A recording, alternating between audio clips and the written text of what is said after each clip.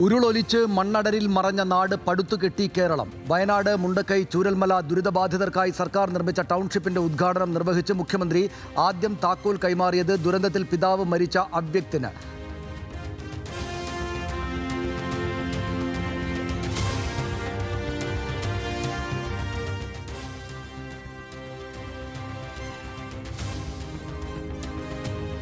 മൂന്നേ മുക്കാൽ കോടി മലയാളികൾ അഭിമാനത്തോടെ തലയുയർത്തി നിൽക്കുന്ന നിമിഷമെന്ന് റവന്യൂ മന്ത്രി കെ രാജൻ. ആദ്യഘട്ടത്തിൽ കൈമാറുന്നത് 178 വീടുകൾ.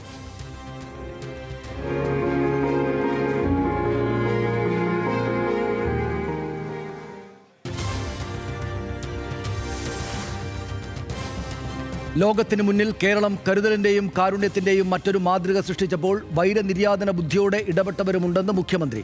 ദുരിതാശ്വാസ നിധിയിലേക്ക് ചില്ലി കാശ് കൊടുക്കരുത് എന്ന് ചിലർ പറഞ്ഞു. ദുരിതബാധിതരുടെ ബാങ്ക് വായ്പ എഴുതിത്തള്ളാൻ പോലും കേന്ദ്രം തയ്യാറായില്ല. ചില മാധ്യമങ്ങളും തെറ്റായ പ്രചാരണം നടത്തി. അടുത്ത മഴക്കാലത്തിന് മുൻപ് മുഴുവൻ ദുരന്തബാധിതർക്കും സ്വന്തം ഭൂമിയും വീടും നൽകി പുനരധിവസിപ്പിക്കുന്നതിനുള്ള കർമ്മ പദ്ധതിയാണ് തയ്യാറാക്കിയിട്ടുള്ളത്. ഉദ്ഘാടന വേദിയിൽ ടി സിദ്ദിഖിന് കൂവൽ. ബഹുമാനപ്പെട്ട MLA ടി സിദ്ദിഖിനെ യോഗത്തിലേക്ക് സ്വാഗതം ചെയ്തുകൊള്ളുന്നു.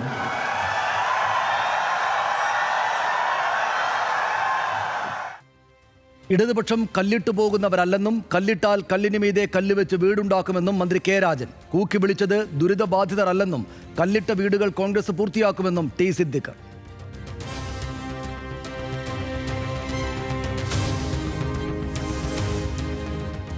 പരമോന്നത നേതാവ് ആയത്തുള്ള അലി ഖമനേയി കൊല്ലപ്പെട്ടെന്ന് സ്ഥിരീകരിച്ച് ഇറാൻ. മരണം ഖമനേയിയുടെ ഓഫീസ് ലക്ഷ്യമിട്ടുള്ള US ഇസ്രയേൽ സംയുക്ത ആക്രമണത്തിൽ. പരമോന്നത നേതാവ് ഭീകരവാദികളാൽ രക്തസാക്ഷിത്വം വരിച്ചെന്ന് ഇറാൻ. രാജ്യത്ത് 40 ദിവസം ദുഃഖാചരണം, 7 ദിവസം പൊതു അവധി. ഖമനേയിയുടെ കൊലപാതകത്തിൽ പ്രതിഷേധവുമായി തെരുവിലിറങ്ങി ഇറാനിയൻ ജനത.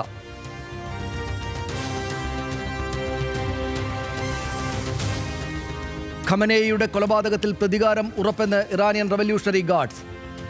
കൊലപാതകികളെ വെറുതെ വിടില്ലെന്ന് മസൂദ് പെഷഷ്കിയാൻ. ഖമനേയിയുടെ രക്തസാക്ഷിത്വം ചൂഷകർക്കെതിരായ പോരാട്ടങ്ങളുടെ തുടക്കമെന്ന് ഇറാൻ പരമോന്നത ദേശീയ സുരക്ഷാ കൗൺസിൽ. പ്രസിഡന്റ് അടങ്ങുന്ന 3 അംഗ സമിതിക്ക് താൽക്കാലിക സുരക്ഷാ ചുമതല.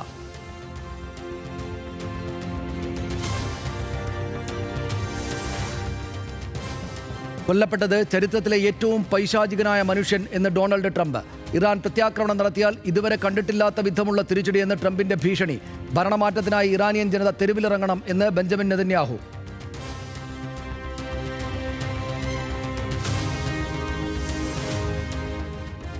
ഇസ്രായേലിൽ കനത്ത തിരിച്ചടി തുടർന്ന് ഇറാൻ. ടെല്ലവീവിലും ഹൈഫയിലും നിരവധി സ്ഫോടനങ്ങൾ. അയൺ ഡോമിനെയും മറികടന്ന് ഇറാന്റെ മിസൈലുകൾ. 1 മരണം സ്ഥിരീകരിച്ചു ഇസ്രായേൽ. നിരവധി പേർക്ക് പരിക്ക്.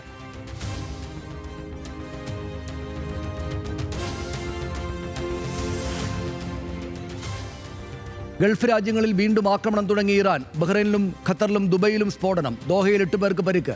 അബുദാബി വിമാനത്താവളത്തിൽ ഡ്രോൺ ആക്രമണത്തിൽ 1 മരണം. സുരക്ഷിത കേന്ദ്രങ്ങളിൽ തുടരാൻ ജനങ്ങൾക്ക് നിർദ്ദേശം നൽകി ഇറാൻ.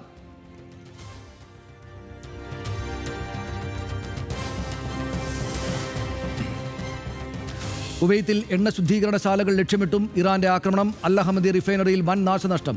ആക്രമിക്കപ്പെട്ടത് പശ്ചിമേഷ്യയിലെ ഏറ്റവും വലിയ എണ്ണ ശുദ്ധീകരണശാല.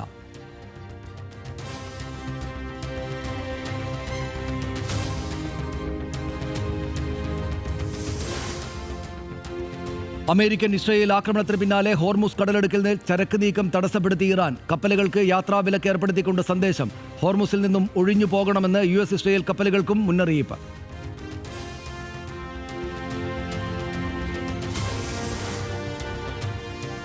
ഇറാനിലെ US ഇസ്രയേൽ ആക്രമണത്തിൽ സമ്മിശ്ര പ്രതികരണവുമായി ലോകരാജ്യങ്ങൾ. ആക്രമണത്തെ പിന്തുണച്ച് ഓസ്ട്രേലിയയും സൗദി അടക്കം ഗൾഫ് രാജ്യങ്ങളും.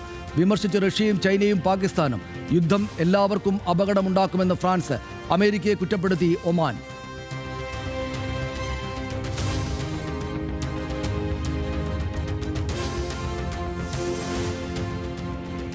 ലോകത്തെ തെമ്മാടി രാഷ്ട്രങ്ങളുടെ തലവൻ അമേരിക്കയെന്ന് വയനാട് ടൗൺഷിപ്പ് ഉദ്ഘാടന വേദിയിൽ മുഖ്യമന്ത്രി പിണറായി വിജയൻ. അമേരിക്കയുടേത് ഭ്രാന്തൻ നടപടികൾ.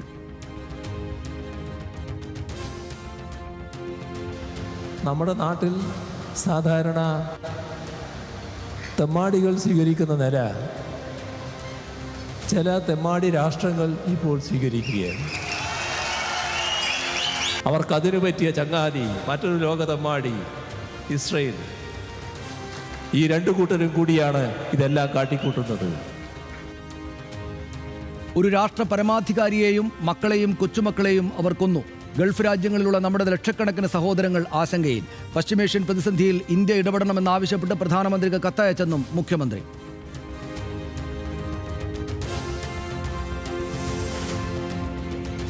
പശ്ചിമേഷ്യയിലെ യുദ്ധ സാഹചര്യത്തിൽ താറുമാറായി വ്യോമഗതാഗതം. ഗൾഫിലെ വിമാനത്താവളങ്ങളിൽ കുടുങ്ങിക്കിടക്കുന്നത് ആയിരങ്ങൾ. കരിപ്പൂരിൽ നിന്നും ഗൾഫ് രാജ്യങ്ങളിലേക്കുള്ള ഇന്നത്തെ മുഴുവൻ സർവീസുകളും റദ്ദാക്കി. കൊച്ചിയിലും തിരുവനന്തപുരത്തും വിമാന സർവീസുകൾ മുടങ്ങി.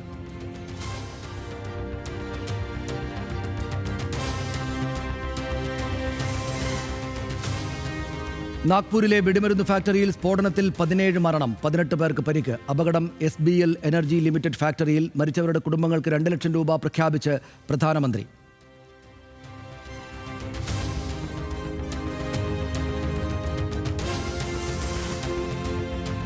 KSU പ്രതിഷേധത്തിനിടെ മന്ത്രി വീണ ജോർജിന് പരിക്കേറ്റ കേസിൽ റെയിൽവേ പോലീസിന്റെ റിമാൻഡ് റിപ്പോർട്ട് പുറത്ത്.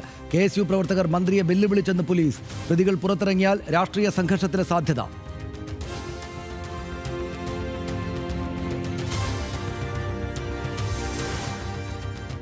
CPIM തിരുവനന്തപുരം ജില്ലാ സെക്രട്ടറിയുടെ ചുമതല A. റഹീം MP-ക്ക്.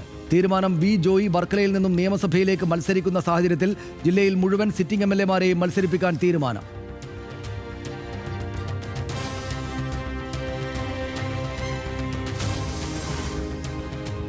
സ്ഥാനാർത്ഥി നിർണയ ചർച്ചകൾക്കായി കോൺഗ്രസ് ഹൈക്കമാൻഡ് വിളിച്ച കേരള നേതാക്കളുടെ യോഗം ഇന്ന്. ആദ്യഘട്ട സ്ഥാനാർത്ഥി പട്ടികയ്ക്ക് വേഗത്തിൽ രൂപം നൽകുക ലക്ഷ്യം. MP-മാർ മത്സരിക്കുന്നതിൽ അന്തിമ തീരുമാനമുണ്ടാകും. തെരഞ്ഞെടുപ്പ് പ്രഖ്യാപനത്തിനൊപ്പം സ്ഥാനാർത്ഥികളും വരുമെന്ന് VD സതീശൻ.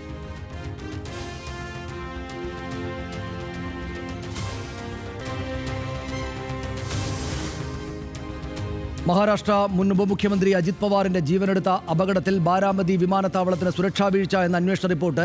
കുറഞ്ഞ കാഴ്ചാ പരിധിയും ലാൻഡിങ്ങിനുള്ള ആധുനിക സംവിധാനങ്ങളുടെ അഭാവവും അപകട കാരണം. വിമാനത്താവള സൗകര്യങ്ങളിൽ അപര്യാപ്തത എന്നും എയർക്രാഫ്റ്റ് ആക്സിഡന്റ് ഇൻവെസ്റ്റിഗേഷൻ ബ്യൂറോ.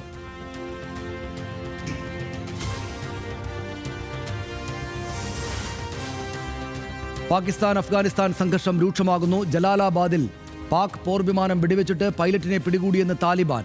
കാബൂളിലും കാണ്ഡഹാറിലും ആക്രമണം കടുപ്പിച്ച് പാകിസ്ഥാൻ.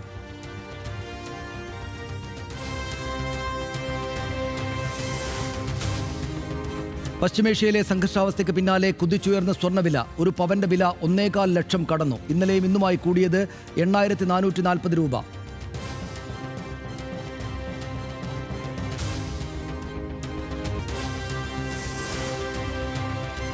യൂറോപ്യൻ ലീഗിൽ വമ്പന്മാർക്ക് ജയം. പ്രീമിയർ ലീഗിൽ വിജയക്കുതിപ്പ് തുടർന്ന് മാഞ്ചസ്റ്റർ സിറ്റിയും ലിവർപൂളും. സ്പാനിഷ് ലീഗിൽ ജയം തുടർന്ന് ബാഴ്സലോണ. ജർമ്മൻ ലീഗിലെ സൂപ്പർ പോരാട്ടത്തിൽ ബയേൺ മ്യൂണിക്കിന് തകർപ്പൻ ജയം.